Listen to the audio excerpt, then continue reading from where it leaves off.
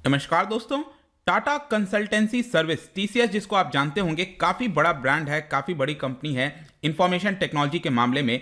तो उसने यहां पर आईबीएम को बीट कर दिया। जी हां, आईबीएम एक काफ़ी बड़ी कंपनी, काफ़ी लंबे समय से इसने राज किया है पूरे आईटी इंडस्ट्री के ऊपर, आप सोच सकते हो। उसको यहां पर बीट कर दिया है in terms of brand value, most valuable IT brand के मामले में आप देखोगे तो टीसीएस अब सेकंड नंबर पर आ चुका है। पहले आईबीएम हुआ करता था सेकंड नंबर पर, ये आप देख पाओगे। इनफैक्ट मैं आपको बता दूं कि टीसीएस के साथ साथ इंफोसिस, इसने भी एक प्रकार से आप कह सकते हो बीट किया है। TCS Infosys rank among the most valuable IT service brand globally. तो आज मैं आपको इस वीडियो के अंदर बताऊंगा कि बेसिकली ये किस तरह की ब्रांड वैल्यूएशन की हम बात कर रहे हैं, कौन कौन सी भारत की आईटी कंपनी, क्योंकि आईटी कंपनी के मामले में आप देखिए तो भारत को नहीं बीट कर सकता कोई, बहुत आगे हम यहां पर।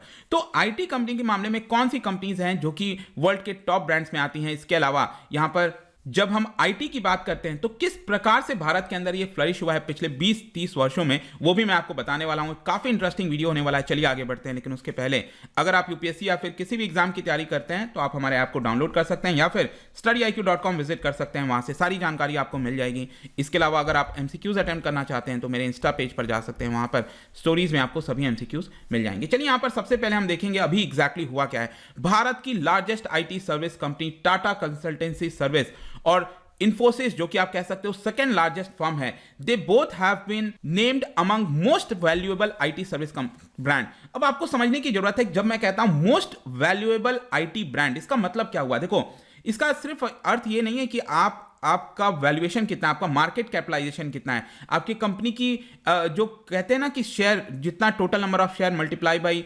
प्राइस ऑफ द शेयर, उससे क्या होता है, मार्केट कैपिटलाइजेशन निकलता है। तो वो तो एक क्राइटेरिया हो सकता है कि आपके वैल्यू की, आपके कंपनी की नेटवर्थ वैल्यू इतनी है, वो तो हम मॉनेटरी टर्म्स में बात करते हैं। लेकिन इसके साथ साथ यहां पर बहुत सारे अदर फैक्टर्स होते हैं, जैसे कि फॉर एग्जांपल मैं आपको बताऊं तो यहां पर रतन टाटा जी हैं, अडानी हैं, मुकेश अंबानी हैं, तो तीनों की अलग अलग कंपनी है। तो यहां पर अगर तीनों में अगर मैं आपको वोटिंग के लिए बुलाऊं तो आई एम वेरी श्योर कि काफी हद तक लोग जो रतन टाटा की कंपनी है टाटा, उसी को प्रेफर करेंगे। क्योंकि जब भी मैं वीडियो वगैरह बनाता हूं, इनफैक्ट एयर इंडिया के केस में देखिए, आई एम श्योर कि अगर एयर इंडिया को कोई और कंपनी शायद खरीदती, अगर सपोज मान के चलो अडानी खरीद लेता, कोई और खरीद लेता, तो उसको लेकर काफी ज्यादा हो सकता था लोगों में नाराजगी होती, क्यों होता। लेकिन ये जो टाटा के द्वारा खरीदा गया है ना, आप देखिए यहां पर बहुत सारे लोग खुश हैं। यहां पर शायद ही मुझे किसी प्रकार का ऑपोजिशन देखने को मिला है। इसका मतलब क्या है, it is because of the brand value. जो टाटा ने ब्रांड वैल्यू कमाई है वो शायद ही किसी कंपनी ने कमाया होगा। तो इसमें बहुत सारे जो फैक्टर्स होते हैं ना, कि आपने कितना कंट्रीब्यूट किया, सोशल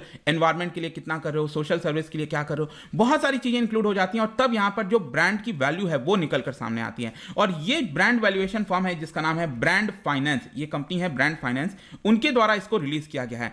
तो इसमें बेसिकली ये देखने को मिला कि जो पहले नंबर की कंपनी है कौन सी है, एक्सेंचर। एक्सेंचर ध्यान रखिएगा आयरलैंड हेडक्वार्टर है इसका, ये भी आईटी फर्म है। और इसकी ब्रांड वैल्यू अगर आप देखो, इसकी जो ब्रांड की मैं वैल्यू बता रहा हूं, मार्केट कैपिटलाइजेशन की बात नहीं कर रहा हूं, इसकी वैल्यू है $36 बिलियन। ठीक है, ये फर्स्ट पोजीशन पर लगातार बना हुआ है। अब यहां पर हम आते हैं आईबीएम के साथ क्या हुआ है। देखो, आईबीएम काफी लंबे समय से सेकंड पोजीशन पर बना हुआ था। आईबीएम एक अपने आप में एक पावर हाउस आप कह सकते हो, इसको बिग ब्लू कहा जाता था, बड़ी आईटी कंपनी थी। लेकिन अब ये सेकंड नंबर से फोर्थ पोजीशन पर आ चुका है, क्योंकि सेकंड पर हमारी जो टाटा है, टाटा कंसल्टेंसी सर्विस, और तीसरे नंबर पर इंफोसिस, इन्होंने यहां पर जगह बना ली है। इसका मेन कारण जो बताया जा रहा है ना आईबीएम का, वो ये है कि इनका जो रेवेन्यू लॉस है वो बहुत ज्यादा हुआ है रिसेंटली। $19 बिलियन का रेवेन्यू लॉस बताया जा रहा है, और इसकी वजह से इनकी जो ब्रांड वैल्यू अगर आप देखोगे तो ये $10 बिलियन आ गई है। ध्यान रखिएगा, ब्रांड वैल्यू की हम बात करें, एक्सेंचर फर्स्ट नंबर पर है $36 बिलियन, जो आईबीएम है वो फोर्थ पोजीशन पर आ चुका है और ये हो गया है $10 बिलियन। अब मैं बात करता हूं टाटा और टीसीएस के बारे में। देखो, जो टाटा ग्रुप है, अगर मैं पूरे टाटा ग्रुप की बात करूं, क्योंकि टीसीएस क्या है, टीसीएस एक सब्सिडरी है टाटा ग्रुप की, राइट। टाटा ग्रुप के अंदर बहुत सारे आते हैं, टाटा स्टील, टाटा मोटर्स, तो उसमें से टीसीएस भी एक कंपनी है। तो पूरे अगर मैं टाटा ग्रुप की बात करूं तो it is the most valuable brand in south Asia, आप कह सकते हो। और भारत की ओनली एंट्री है इन द टॉप 100, जहां पर पूरे कंपनी की वैल्यू अगर आप देखोगे तो इट इज अराउंड $23 बिलियन। और सिर्फ यही नहीं, टाटा के जो चेयरमैन है, टाटा सन्स के जो चेयरमैन है, उनका नाम है नटराजन चंद्रशेखरन, आपको पता होगा, वो भी रैंक हुए हैं among the top CEO of India. और पूरा जो ब्रांड गार्जियनशिप इंडेक्स होता है, जो लोगों को यहां पर नंबरिंग दी जाती है, ब्रांड देखा जाता है, तो 25th पोजीशन पर हैं वो। राइट तो इससे आपको समझ में आ रहा होगा टाटा की कितनी ज्यादा ब्रांड। तो टाटा ग्रुप के अंदर मैं स्पेसिफिकली टीसीएस की बात करूं तो यहां पर 2022 में इसकी जो ब्रांड वैल्यू निकल कर आई है वो है $16.8 बिलियन। ये सेकंड नंबर पर है, लेकिन जाहिर सी बात है एक्सेंचर से हम काफी पीछे हैं। एक्सेंचर अगर आप देखोगे तो इनका $36 बिलियन है। तो टीसीएस जो है अभी थोड़ा सा पीछे है, उतना नहीं है, लेकिन ये सेकंड पोजीशन पर है $16 बिलियन। और यहां पर बताया जाता है कि स्पोर्ट इवेंट स्पॉन्सरशिप हो गया, पार्टनरशिप हो गया अलग अलग ब्रांड्स के साथ, और इसके अलावा जो रेवेन्यू ग्रोथ में बढ़ोतरी हुई है ये कारण बताया जा रहा है। इनफैक्ट इन्होंने बताया है कि यहां पर रिपोर्ट में बताया जा रहा है कि टीसीएस ने काफी ज्यादा इन्वेस्ट किया है अपने ब्रांड वैल्यू को और प्रमोट करने के लिए। जैसे स्पॉन्सरशिप हो गया, टीसीएस लंदन मैराथन, कई सारे जो स्पॉन्सरशिप है उनको यहां पर ऐड किया है। इनफैक्ट इनका पार्टनरशिप जैगवार टीसीएस, जैगवार आपको पता ही है टाटा की अगेन यहां पर सब्सिडरी है, तो जैगवार टीसीएस एक रेसिंग टीम इन फॉर्मूला ई मोटर स्पोर्ट्स, वहां पर इन्होंने पार्टिसिपेट किया। इसके अलावा आप देख सकते हो यहां पर बताया जाता है कि रिसर्च एंड डेटा एनालिटिक्स में ये लोग मिलकर काम करेंगे और साथ ही साथ सस्टेनेबल एनर्जी की तरफ ध्यान देंगे। तो ये जितनी भी चीजें होती हैं उस कंपनी की ब्रांड वैल्यू को बढ़ाती हैं और वही चीज यहां पर हुआ है। जहां तक बाकी के आईटी कंपनीज की बात है तो अगेन इन्फोसिस ने भी ऐसा ही कुछ किया है और it has been recognised as the fastest growing IT service brand in the world. और इसको अगर आप देखोगे तो top 25 fastest growing brand across the sectors globally आपको देखने को मिलेगा। इनफैक्ट इन्फोसिस की ब्रांड वैल्यू अगर आप देखो, टीसीएस का मैंने आपको क्या बताया $16 बिलियन, इन्फोसिस की ब्रांड वैल्यू है $12 बिलियन के आसपास, और 2020 से इसमें 80% का जंप आया है। तो इन्फोसिस भी बहुत तेजी से जंप करता जा रहा है। बाकी के भी कंपनीज हैं जैसे कि विप्रो हो गया, एचसीएल टेक्नोलॉजी।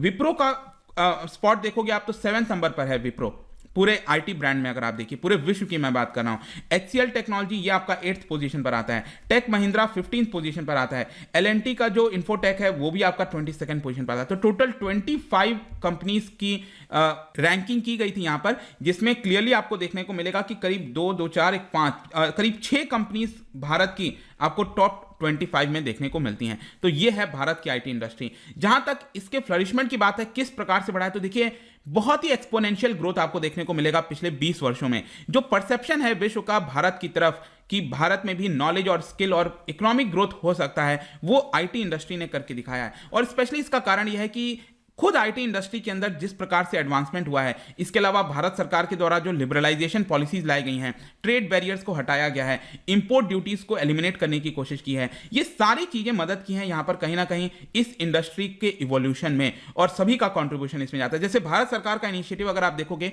कई सारा लिया गया है, जैसे सॉफ्टवेयर टेक्नोलॉजी पार्क हो गए, एक्सपोर्ट ओरिएंटेड यूनिट्स हो गए, स्पेशल इकोनॉमिक जोन हो गया, एफडीआई बहुत सारा आया, और इसमें जितनी भी सरकारें थी इस पूरे दौरान में उन सबका कॉन्ट्रीब्यूशन है, चाहे यूपी हो, एनडीए हो, कोई भी सरकार हो, और उन सबकी मदद से आप कह सकते हो कि यहां पर लीडिंग पोजीशन पर आपको देखने को मिलेगा। सेक्टर अगर आप देखिए तो यहां पर मैं आपको कुछ आंकड़ा बताता हूं, इसी से समझ में आ जाएगा कि आज के डेट में ये कितना ज्यादा कंट्रीब्यूट कर रहा है।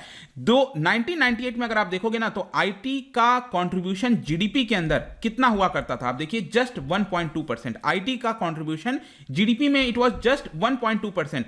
आज के डेट में कितना हो गया है 10%। जस्ट इमेजिन, हमारे देश की जो पूरी जीडीपी है आज के डेट में 10% उसका हिस्सा आईटी से आता है। और ये तो मैं आपको 2019 की बात कर रहा हूं, 2019 के बाद से पूरे पैंडेमिक वगैरह के दौरान तो और ज्यादा ये बढ़ा है। तो इससे आपको अंदाजा लगेगा कि आईटी का कितना महत्व है हमारे जीडीपी के अंदर। इसके अलावा आप देख सकते हो जो एग्रीगेट टोटल रेवेन्यू है पूरे आईटी इंडस्ट्री का हमारे देश में $180 बिलियन, जिसमें से $99 बिलियन के तो हम एक्सपोर्ट करते हैं। डोमेस्टिक रेवेन्यू करीब $48 बिलियन आपको देखने को मिलता है। आईटी वर्कफोर्स आप देख सकते हो 4.36 मिलियन एम्प्लॉयज देखने को मिलते हैं 2020 में। इनफैक्ट यूनाइटेड स्टेट्स हमारे लिए बहुत इंपॉर्टेंट कंट्री है आईटी के लिए, क्योंकि 2/3 जो हम एक्सपोर्ट करते हैं ना वो अकेले यूनाइटेड स्टेट्स के अंदर जाता है। ये मैं सिर्फ इंफॉर्मेशन टेक्नोलॉजी की बात कर रहा हूं, ध्यान में रखिएगा। प्रेजेंट टाइम में क्या हुआ है कि जब कोविड पैंडेमिक आया था और जितने भी सेक्टर्स हैं पूरे विश्व में, जितने भी सेक्टर्स अगर आप देखोगे बहुत ज्यादा उसमें प्रॉब्लम आई थी, चाहे हॉस्पिटैलिटी सेक्टर हो कोई भी हो, लेकिन एक जो इंडस्ट्री थी वो थी आईटी इंडस्ट्री, जिसने काफी अच्छा पॉजिटिव साइन ग्रोथ दिखाया था। आप शेयर देख लेना, आप शेयर देख लो, इन्फोसिस, टीसीएस, अभी काफी अच्छा इसमें ग्रोथ हुआ है और इसने दिखाया है कि कोई भी कैटास्ट्रोफ हो, कोई भी पैंडेमिक हो, उससे ओवरकम करने में काफी आसानी से हमारे आईटी इंडस्ट्री कर सकते हैं। तो एक बहुत ही अच्छी बात है यहां पर। आई होप कि आपको चीजें समझ में आई होंगी, लेकिन इसके साथ साथ मैं थोड़ा सा वार्निंग भी देता हूं। इसका मतलब ये नहीं हुआ कि हम बहुत ज्यादा अच्छा कर दिए, ऐसा हो गया। हम आईटी के अंदर अच्छा कर रहे हैं, लेकिन अगर आप ब्रांड वैल्यू बाय कंट्री देखोगे, मतलब जो वैल्यू, टोटल वैल्यू अगर आप देखोगे पूरे अलग अलग देशों का, तो यूनाइटेड स्टेट्स 50% ऑलमोस्ट 48-50% ये अकेले ले जाता है वैल्यू के टर्म्स में। चाइना के पास भी अच्छा कंट्रीब्यूशन है 20% के आसपास, जर्मनी, जापान। भारत अभी बहुत पीछे है इस मामले में।